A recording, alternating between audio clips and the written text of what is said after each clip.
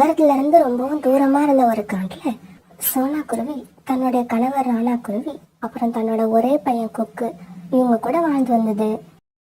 அதே காட்டுல காலுக்காகவும் கோரிக்காகவும் வர்ணம் பூசுற வேலை பார்த்துக்கிட்டு இருந்தாங்க.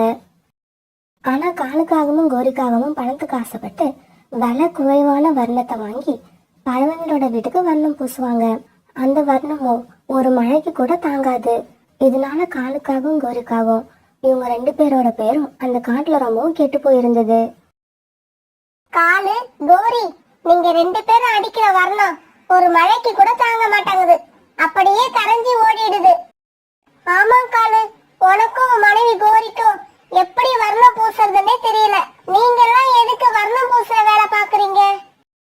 காலு, சாரா சொன்னது ரொம்பவும் சரி. நீங்க பேசாம வேற வேலை பார்க்கலாம். நமக்கு எந்த வேலை வரலையோ அதை விட்டுட்டு வேற வேலையை தேடிக்கிறது தான் நல்லது.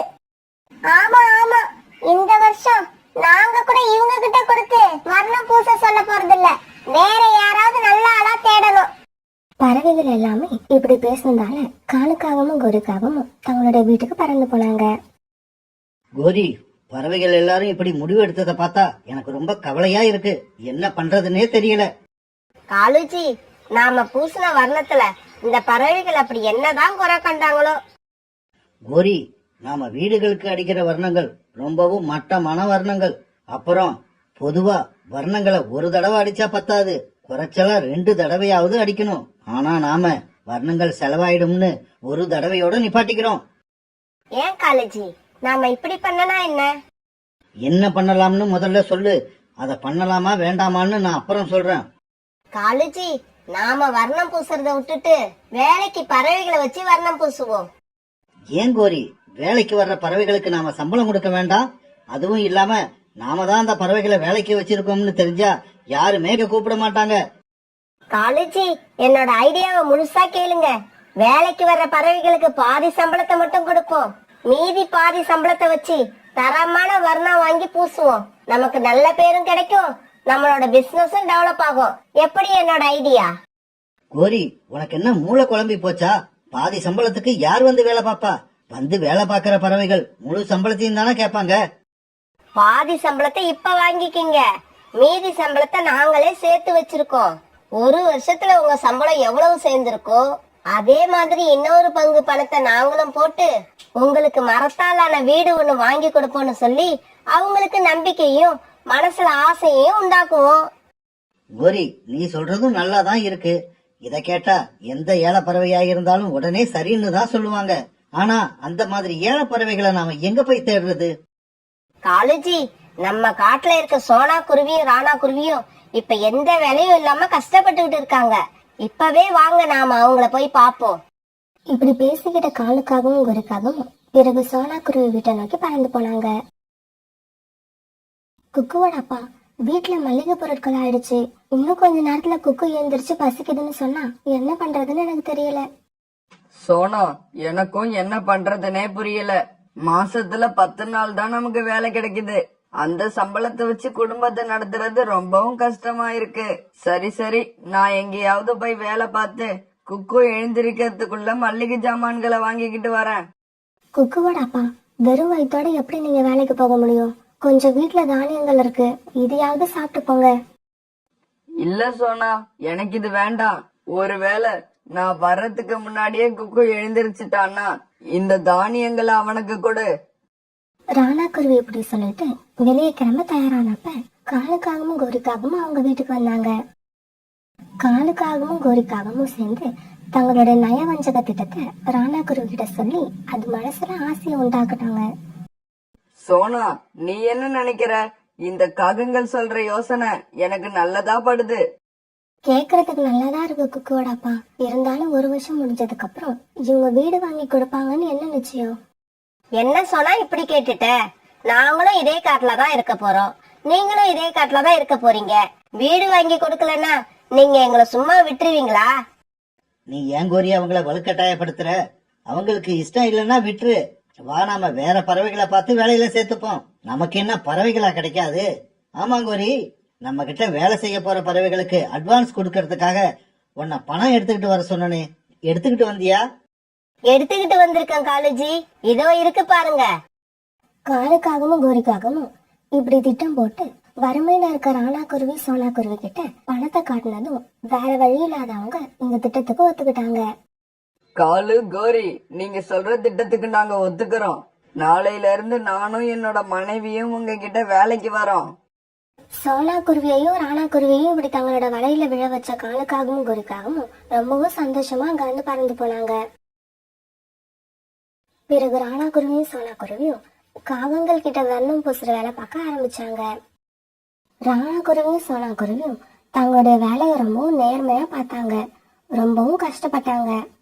தங்களுடைய கஷ்டத்தை பார்க்காம அவங்களுக்கு மனசு திருப்தி வர வரைக்கும் வேலை பார்த்து வீடுகளை தங்களோட வர்ணத்தால ஜொலிக்க வச்சாங்க. ராணா குருவியும் சோனா குருவியும் இப்படி உண்மையா வேலை செஞ்சதால எல்லா பறவைங்களும் ரொம்ப சந்தோஷப்பட்டாங்க. காலு கோரி, உங்களுக்கு வர்ணம் பூச தெரியாததை ஒத்துக்கிட்டு வர்ணம் பூச ராணாவையும் சோனாவையும் வேலைக்கு வச்சு ரொம்ப நல்ல காரியம் பண்ணிருக்கீங்க. இந்த குருவிகளோட வேலை எங்களுக்கு ரொம்பவும் பிடிச்சிருக்கு. இப்படி ராணாவும் சோனாவும் நல்ல முறையில வர்ணம் அடிச்சு கொடுத்ததால காலுக்காகத்துக்கிட்ட நிறைய ஆர்டர் வர ஆரம்பிச்சு பணமும் சேர ஆரம்பிச்சது. ஆரம்பத்துல சாதாரண வீட்டுல இருந்த காலுக்காகவும் கோரிக்காகவும் இப்ப எல்லா வசதிகளும் உள்ள பெரிய வீட்டை விலைக்கு வாங்கினாங்க. அவங்களோட லைஃப் ஸ்டைலே இப்ப மாறி போயிடுச்சு. காகங்கள் எவ்வளவு சம்பாதிச்சாலும் உயிரை கொடுத்து உழைக்கிற ராணா குருவிக்கும் சோனா குருவிக்கும் பாதி சம்பளத்தை தான் கொடுத்தாங்க. குக்குவோட அப்பா, நம்மளோட வீடு இப்ப ரொம்பவும் மோசமான நிலைமையில இருக்கு. மழைக்காலம் வந்தா இந்த வீடு கண்டிப்பா இடிஞ்சு விழுந்துரும். கவலைப்படாத சோனா, நாம காகங்கள் கிட்ட வேலைக்கு சேர்ந்து 9 மாசம் ஆயிடுச்சு. 1 வருஷம் முடியறதுக்கு இன்னும் 3 மாசங்கள் தான் பாக்கி இருக்கு. அந்த 3 மாசமும் முடிஞ்சிருச்சுன்னா நமக்கு கிடைக்க போற புது வீட்டுல நாம நிம்மதியா வாழலாம். 1 வருஷம் கழிச்சு நமக்கு ஒரு நல்ல மரத்தாலான வீடு கிடைக்க போகுதுன்ற நம்பிக்கையில இந்த அப்பாவி குருவிங்க வாழ்க்கையை நடத்திக்கிட்டு இருந்தாங்க. நாட்கள் போனதே தெரியல. கண்ணை மூடி கண்ணை திறக்கிறதுக்குள்ள 3 மாசம் ஆயிடுச்சு. அன்னைக்கு சீக்கிரமாவே வேலையை முடிச்ச ராணா குருவியும் சோனா குருவியும் சம்பளம் வாங்கறதுக்காக காகங்களுடைய வீட்டுக்கு போனாங்க. காலு எப்போதும் போல ஒரு நாள் சம்பளத்தை மட்டும் இவங்க கிட்ட கொடுத்தது. காலு, நாங்க வேலைக்கு சேர்ந்து இன்னையோட 1 வருஷம் முடியுது. நீங்க எங்களுக்கு வாங்கி தரதா சொன்ன புது வீட்டை எப்ப வாங்கி கொடுக்க போறீங்க? அந்த வீட்டை கொஞ்சம் சீக்கிரமா வாங்கி கொடுத்தா நல்லா இருக்கும். ஏன்னா எங்க வீடு இப்ப ரொம்பவும் மோசமான நிலைமையில இருக்கு. ராணா, உங்ககிட்ட அப்படி சொன்னது என்னவோ உண்மைதான். ஆனா பாரு, இப்ப பிசினஸ் ரொம்பவும் டல்லா போய்கிட்டு இருக்கு. அதனால இப்ப வீடு வாங்கி கொடுக்கறது கொஞ்சம் கஷ்டம்தான். நீங்க என்ன பண்ணுங்க, இன்னும் 1 வருஷம் இதே மாதிரி வேலை பாருங்க. வீடு வாங்கறத பத்தி அதுக்கப்புறம் யோசிப்போம். என்னது, இன்னும் 1 வருஷம் இதே மாதிரி வேலை பாக்குறதா? அது எங்களால முடியாது. எங்க கிட்ட சொன்ன மாதிரி முதல்ல வீடு வாங்கி கொடுங்க. நீங்க சொன்ன வார்த்தையில நாங்க ரொம்ப நம்பிக்கை வச்சிருக்கோம். சோனா, நாங்க என்ன வீடு வாங்கி கொடுக்க முடியாதுன்னு நான் சொன்னோம்? இப்ப வாங்கி கொடுக்க முடியாதுன்னு தான் சொல்றோம். ரொம்ப டென்ஷன் ஆகாம வீட்டுக்கு போங்க. நாளைக்கு காலையில வந்து எப்போதும் போல வேலையை பாருங்க. அதே மாதிரி இன்னொரு வருஷமும் சீக்கிரமா ஓடிடும். அப்புறம் என்ன, உங்களுக்கு புது வீடு தான். கோரி, எங்களோட பொறுமைக்கும் ஒரு எல்லை இருக்கு. இன்னும் 1 வாரத்துக்குள்ள நீங்க எங்களுக்கு வீடு வாங்கி தரலன்னா நாங்க பருந்து மகாராஜா கிட்ட போவோம். என்ன ராணா, சுத்த விவரங்கட்ட பறவையா இருக்கே. ஆமா, நீங்க இப்படி எங்க கிட்ட பாதி சம்பளம் வாங்கிக்கிட்டு வேலை பார்த்தா உங்களுக்கு வீடு வாங்கி தரோம்னு நாங்க என்ன உங்ககிட்ட அக்ரிமெண்டா போட்டிருக்கோம்? இல்ல நாங்க கையெழுத்து போட்டு கொடுத்த பத்திரம் ஏதாவது உங்ககிட்ட இருக்கா? சபாஸ் காலுஜி, சபாஸ். அருமையான கேள்வி கேட்டீங்க. இங்க பாரு சோனா, இப்படி எந்த ஆதாரமும் இல்லாம பருந்து அரசர்கிட்ட நீங்க போய் நின்னீங்கன்னா பருந்தரசர் உங்களுக்கு தான் அபராதம் போடுவாரு. இதை கேட்ட ராணா குருவியும் சோனா குருவியும் மனசளவுல ரொம்பவும் சோர்ந்து போயிட்டாங்க. இங்க பாருங்க, நாங்க ஏழைங்க தான். இருந்தாலும் உங்களுக்காக இந்த 1 வருஷம் உண்மையா உழைச்சிருக்கோம். எங்களோட ஒவ்வொரு வேர்வை துளிக்கும் நீங்க பதில் சொல்லிதான் ஆகணும். நீங்க கேக்குற கேள்விக்கே நாங்க பதில் சொல்ல போறதில்ல. இதுல உங்களோட வேர்வை துளிகளுக்கா நாங்க பதில் சொல்ல போறோம்? காலன்னா கோரி அக்கா, எங்களுடைய பாவத்தை கொட்டிக்காதீங்க. நீங்க நல்லாவே இருக்க மாட்டீங்க. ஆமா சோனா, நீ சொல்றது உண்மைதான். 1 வாரமாவே என்னோட முகம் நல்லா இல்லதான். அதனாலதான் நாளைக்கு பியூட்டி பார்லர் போகலான்னு இருக்கேன். இப்படி சொன்ன காகங்கள் 2 பேரும் வீட்டுக்குள்ள போய் கதவை சாத்திக்கிட்டாங்க. 1 வருஷமா இருந்த நம்பிக்கை வீண் போனதால மனசுடைஞ்சு போன ராணா குருவியும் சோனா குருவியும் அழுதுகிட்டே தங்களுடைய வீடுகளுக்கு வந்தாங்க. இந்த சமயத்துல தான் வேலைக்காக வெளிநாடு போயிருந்த புறாவும் ரிட்டாக்கிடையும் ராணாவையும் சோனாவையும் பார்க்க அவங்க வீட்டுக்கு வந்தாங்க. ராணா குருவியும் சோனா குருவியும் அழுதுகிட்டு இருந்த பார்த்து புறாவும் ரிட்டாக்கிலையும் என்ன விஷயம்னு விசாரிக்க சோனா குருவி நடந்த எல்லா கதையும் அவங்களுக்கு சொல்லுச்சு. ராணா, என்னதான் இருந்தாலும் அந்த காகங்களை பத்தி நல்லா தெரிஞ்ச நீங்க அவங்க பேச்ச நம்பினது ரொம்பவும் தப்பு. இல்ல புறாண்ணா, அந்த நேரத்துல நாங்க இருந்த நிலைமையில யார் இருந்தாலும் அதுதான் செஞ்சிருப்பாங்க. அது சரி சோனா, காகங்கள் கிட்ட இருந்து உங்களோட சம்பளத்தை வாங்க என்ன பண்ணலாம்னு இருக்கீங்க? அத பத்தி இன்னும் நான் யோசிக்கல. ஆனா இதுக்கப்புறம் அந்த காகங்கள் கிட்ட வேலைக்கு போக கூடாதுன்னு முடிவு பண்ணிட்டோம். சோனா, உங்க முடிவு ரொம்ப நல்ல முடிவு. இதுக்கப்புறம் உங்க முன்னேற்றத்தை யாராலையும் தடுக்க முடியாது. முதல்ல இந்த பணத்தை பிடிங்க. நீங்க செய்ய போற முதல் வேலைக்கான அட்வான்ஸ் இது. நான் சம்பாதிச்சு கொண்டு வந்த பணத்துல ஒரு புது வீடு ஒண்ணு கட்ட போறேன். அதுக்கு நீங்க தான் வர்ணம் பூச போறீங்க. இப்படியே சில நாட்கள் நகர்ந்துச்சு. சோனா குருவியும் ராணா குருவியும் தனியா வேலை செய்யறது தெரிஞ்சுக்கிட்ட பறவைகள் எல்லாருமே வர்ணம் பூசறதுக்காக இவங்க கிட்டதான் வந்தாங்க. காகங்கள் கிட்ட இப்ப யாருமே போறதில்ல. ராணா குருவியும் சோனா குருவியும் இப்ப எல்லாம் ரொம்ப சந்தோஷமா வேலை பார்த்தாங்க. ஏன்னா காலுக்காகத்துக்கிட்ட இவங்க வாங்கின சம்பளம் மாதிரி இப்ப பல மடங்கு அதிகமா சம்பாரிச்சாங்க. இப்ப இவங்க ரொம்ப நாள் ஆசைப்பட்ட மாதிரி ஒரு புது வீடை வேலைக்கு வாங்கினாங்க. அந்த வீட்டுல தான் பையன் குக்குவோட ரொம்பவும் சந்தோஷமா வாழ்ந்தாங்க. ஆனா அதே சமயம் காலுக்காகவும் குருக்காகவும் இந்த குருவிங்க மேல ரொம்பவும் கோபத்துல இருந்தாங்க. ஏன்னா இப்ப காகங்களுக்கு வருமானமே இல்லாம ரொம்பவும் கஷ்டப்பட்டாங்க. காலுஜி, இதே நிலைமை நீடிச்சா நாம இந்த வீட்டை எல்லாம் வித்துட்டு மறுபடியும் ஏதாவது ஒரு மரத்துல போய் கூடு கட்டி வாழ வேண்டியதுதான். கவலைப்படாத கோரி, நான் அப்படி ஒரு நிலைமையை வரவிட மாட்டேன். அதுக்கு முன்னாடி நம்மளை இந்த நிலைமைக்கு கொண்டு வந்த அந்த ராணா குருவியையும் சோனா குருவியையும் நாம பழி வாங்கியே தீரணும். காலுஜி, நம்ம கிட்ட உள்ள விலையுயர்ந்த வர்ணங்களை எல்லாம் சோனா குருவி வீட்டுல போய் ராத்திரி வச்சுட்டு காலையில நம்ம வீட்டுல இருந்த வர்ணங்களை எல்லாம் திருட்டு போன மாதிரி ஒரு நாடகம் போடுவோம். விஷயம் பருந்து மகாராஜா கிட்ட போச்சுன்னா கண்டிப்பா இந்த குருவிகளுக்கு சிறை தண்டனை கிடைக்கும். அதுக்கப்புறம் இந்த தொழில நமக்கு போட்டியே இருக்காது. அருமையான யோசனை கோரி, இந்த திட்டத்தை நாம இன்னைக்கு ராத்திரியே செயல்படுத்துவோம். காகங்கள் பேசிக்கிட்டபடியே ராத்திரி நிறைய வர்ணங்களை எடுத்துக்கிட்டு வந்து யாருக்கும் தெரியாம சோனா குருவி வீட்டுல வச்சுட்டு போனாங்க. மறுநாள் பொழுது விடிஞ்சிச்சு. பறவைகளே, எல்லாரும் கேட்டுக்கோங்க. நாங்க வீட்டுல வச்சிருந்த விலையுயர்ந்த வர்ணங்களை எல்லாம் யாரோ திருடிக்கிட்டு போயிட்டாங்க. என்னது, வர்ணங்களை திருடிக்கிட்டு போயிட்டாங்களா? என்னால நம்பவே முடியல. அதுவும் இல்லாம ஆந்தை வீரர்கள் ராத்திரியில நம்ம காட்ட காவல் காக்க ஆரம்பிச்சதுக்கு அப்புறம் நம்ம காட்டுல திருட்டு போறதே இல்ல. அப்புறம் இந்த வர்ணங்களை போய் யார் திருட போறா? வேற யாரு செஞ்சிருக்க முடியும்? இந்த காட்டுல வர்ணம் பூசுற வேலைய நாங்களும் சோனா குருவியை மட்டும் தான் செய்யறோம். அப்படி இருக்கிறப்ப வர்ணங்களை சோனா குருவியை தவிர வேற யாரும் திருடி இருக்க முடியாது. ராணாவை பத்தியும் சோனாவை பத்தியும் எங்களுக்கு ரொம்ப நல்லா தெரியும். இந்த மாதிரி திருட்டு வேலையெல்லாம் அவங்க செஞ்சிருக்க மாட்டாங்க. புறா, தீர்ப்பு சொல்றதுக்கு நீ ஒன்னும் பருந்து மகாராஜா இல்ல. எங்களுக்கான நீதியை நாங்க பருந்து மகாராஜா கிட்ட கேட்டுக்கிறோம். பருந்து மகாராஜா காகங்கள் சொன்ன எல்லா விஷயத்தையும் கவனமா கேட்டாரு. ஆமா மகாராஜா, எங்க வீட்டுல இருந்து காணா போன வர்ணங்கள் எல்லாம் சோனா குருவி வீட்டுலதான் இருந்தது. இல்ல மகாராஜா, இந்த காகங்கள் 2 பேருமே பொய் சொல்றாங்க. நாங்க இவங்க வீட்டுல இருந்து எந்த பொருளையும் திருடவே இல்லை. இவங்க எங்க மேல வீணா பழி சுமத்துறாங்க. உடனே பறந்து மகாராஜா ராத்திரி காட்ட காவல் காக்குற ஆந்த வீரர்களை அந்த இடத்துக்கு கூப்பிட்டாரு. என்ன வீரர்களே, நீங்க 2 பேரும் தானே இந்த காட்டை ராத்திரியில காவல் காக்குறீங்க? காகங்கள் வீட்டுல இருந்து வர்ணங்கள் காணாம போன அன்னைக்கு ராத்திரி என்ன நடந்ததுன்னு உங்களுக்கு தெரியுமா? மகாராஜா, அன்னைக்கு ராத்திரி இந்த காகங்கள் 2 பேரும் நிறைய வர்ணங்களை எடுத்துக்கிட்டு சோனா குருவி வீட்டு பக்கம் போனாங்க. திரும்ப வரும்போது இவங்க கிட்ட அந்த வர்ணங்கள் இல்ல. அதை எங்க வச்சிட்டு வந்தாங்கன்னு எங்களுக்கு தெரியாது. காகங்களே, இந்த குருவிகள் மேல நீங்க பொய் புகார் கொடுத்திருக்கீங்க. அரண்மனையோட நேரத்தையும் வீணடிச்சிட்டீங்க. பருந்து மகாராஜா, ரொம்பவும் கோவப்படாதீங்க. நாங்க செஞ்ச தப்பு உங்களுக்கு தெரிஞ்சு போயிடுச்சு. எப்படி இருந்தாலும் தண்டனை கொடுக்கதான் போறீங்க. அத கொஞ்சம் குறைச்சலா கொடுங்கன்னு உங்களை நாங்க ரொம்ப தாழ்மையா கேட்டுக்கிறோம். வீரர்களே, இந்த காகங்கள் 2 பேரும் இனிமே நம்ம காட்டுல உள்ள பறவைகள் எல்லாருக்கும் இலவசமா சுமைகளை தூக்கி வேலை செய்வாங்க. அதுக்காக இவங்களுக்கு யாரும் எந்த சம்பளமும் கொடுக்க தேவையில்லை. பறவைகள் விருப்பப்பட்டா கொஞ்சம் தானியங்களை தரலாம்.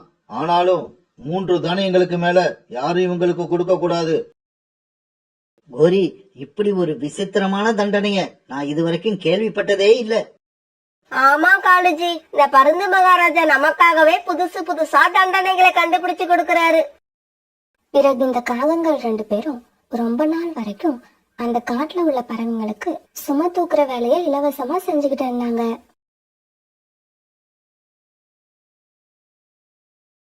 தூரமா இருந்த ஒரு காட்டுல சோனா குருவியும் காலுக்காகவும் வாழ்ந்து வந்தாங்க. அவங்க 2 பேரும் ஒரு நாள் ஆற்றங்கரைக்கு தண்ணி குடிக்க போனப்ப யதார்த்தமா சந்திச்சு பேசிக்கிட்டு இருந்தாங்க. என்ன சோனா, இப்பெல்லாம் உன்னை பார்க்கவே முடியல.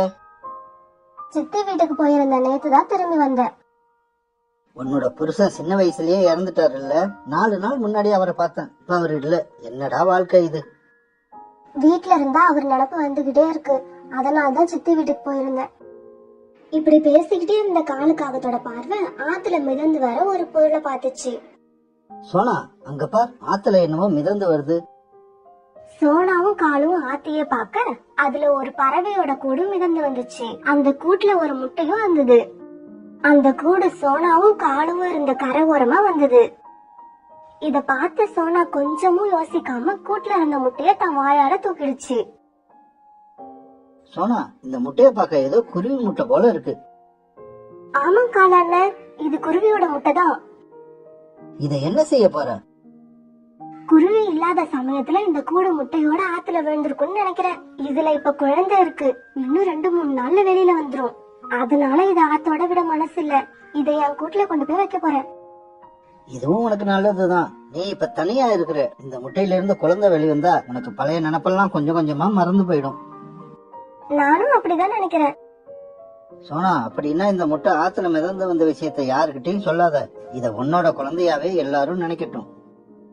இதுல இருந்து வெளிவர போற குழந்தைய நான் ரொம்ப கவனமா பாத்துப்பேன். ஆனா இதை என்னோட குழந்தைன்னு சொல்லக்கூடிய அதிகாரம் அதோட உண்மையான அம்மா கிட்டதான் இருக்கு, என் கிட்ட இல்ல. அப்படி அவங்க வர வரைக்கும் இந்த குழந்தை என்கிட்டயே இருக்கட்டும். பிறகு சோனா குருவி காலுக்காகும் 2 பேரும் தங்களோட கூட்டுக்கு பறந்து போனாங்க. சோனா குருவி முட்டையை தன்னோட கூட்டுக்கு கொண்டு போய் ரொம்ப பாதுகாப்பா வச்சுச்சு. இந்த முட்டையில இருந்து வர குழந்தை என்ன கலர்ல இருக்கும்? என்ன மாதிரி இருக்குமா? எப்படி என்ன மாதிரி இருக்கும்? அவங்க அம்மா மாதிரி தான் இருக்கும். இந்த உலகத்துல அதை பார்க்க போற முதல் ஜீவன் நான் தான். அதனால என்னது சொந்த அம்மான்னு நினைச்சிரும். இப்படி யோசிச்சுக்கிட்டே சோனா குருவி ரொம்ப லேட்டா தூங்குச்சு.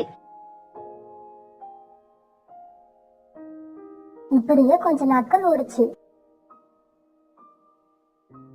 அடுத்த நாள் காலையில அந்த முட்டையில இருந்து ஒரு அழகான ஆண் குழந்தை வெளியே வந்தது. அது பார்க்க ரொம்ப அழகா இருந்தது. அது வேறு ஒரு குருவியோட குழந்தையா இருந்தாலும் சோனா குருவி அதை பார்த்து பார்த்து ரொம்ப சந்தோஷப்பட்டா. இந்த குழந்தை எவ்வளவு அழகா இருக்கு, அதோட கண்ணூர் அக்கையும் கூட எவ்வளவு அழகா இருக்கு. அம்மா அம்மா, எனக்கு ரொம்ப பசிக்குதுமா, சாப்பிட ஏதாவது கொடுங்கம்மா. அம்மா அம்மா, என்னோட அம்மான அம்மாவே, உனக்கு தெரியுமா அம்மா, இந்த முட்டைய வதச்சிக்கிட்டு வெளியே வந்ததுல என்னோட சக்தி எல்லாம் போயிடுச்சு. என்னோட குழந்தை எவ்வளவு அழகா பேசுது. என் அன்பு மகனே, உனக்காக அம்மா ஏற்கனவே பழங்களை சேகரிச்சு வச்சிருக்க. பிறகு அந்த குழந்தை பழங்களை ஆவலோட சாப்பிட்டுச்சு. அது ரொம்ப பசியாவும் ஆவலாவும் இருந்ததால சாப்பிட்டுட்டு இருக்கும் போதே தூங்கிடுச்சு. சோனா குருவி நாள் பூரா அந்த குழந்தைய ரொம்ப கவனமா பாத்துக்கிட்டு இருந்துச்சு. அந்த குழந்தை மேல தண்ணியும் அறியாம ரொம்ப அன்பு செலுத்துச்சு. அன்னைக்கு ராத்திரி ஆச்சு.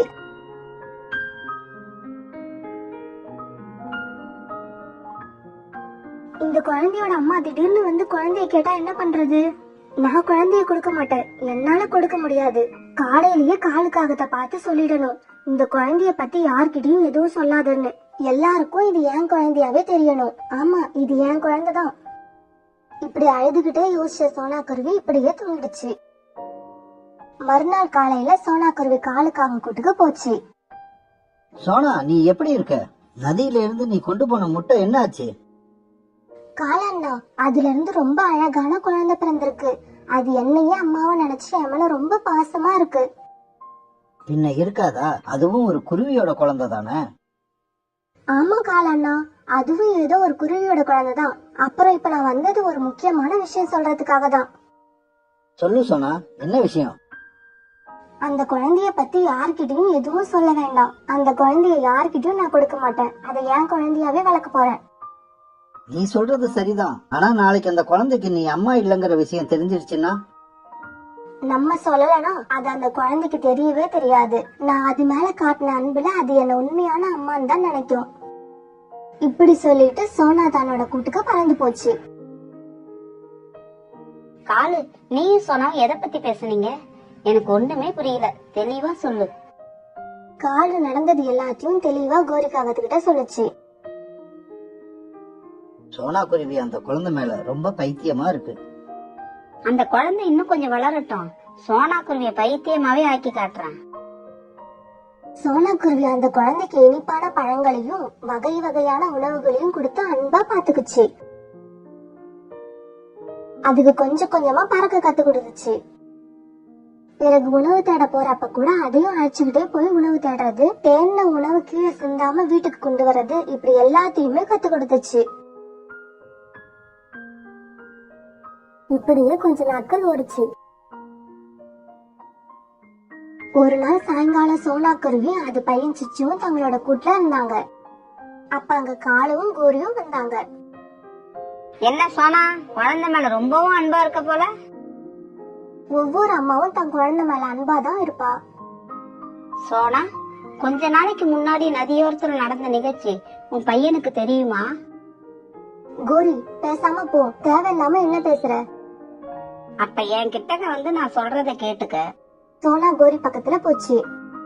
நீ சிச்சியோட சொந்த அம்மா இல்ல, வளர்ப்பு அம்மா. இந்த விஷயம் உன் பையனுக்கு தெரியாம இருக்கணும்னா நீ தினமும் எங்களுக்கு உணவு எடுத்துட்டு வந்து தரணும். கோரி, எனக்கு என்னவோ இதெல்லாம் தப்புன்னு மனசுல படுது. அப்படிப்பட்டா வயிற்றுல ஈரத்தனைய போட்டுக்கிட்டு கூட்டுல போய் படுங்க, நான் பேசிட்டு வரேன். கோரி, இவ்வளவு நாள் நல்லா தானே இருந்தீங்க, இப்ப திடீர்னு இப்படி பேசுறீங்க? ஆமா, பையன் கொஞ்சம் பெரியவன் ஆகட்டும்னு காத்திருந்தேன். அப்ப விஷயம் தெரிஞ்சாதான் அவனுக்கு அதிர்ச்சியா இருக்கும். உன்னை தனியா விட்டுட்டு சொந்த அம்மாவை தேடி பறந்து போவான். தயவு செய்து இப்ப இடத்த காலி பண்ணுங்க. நாளைக்கு நான் உணவு தேடிக்கிட்டு உங்க கூட்டுக்கு வரேன். பிறகு 2 காகங்களும் அந்த இடத்த விட்டு பறந்து போச்சுங்க. அம்மா, நீங்க இந்த காக்கா ஆண்டி கிட்ட என்ன பேசுனீங்க?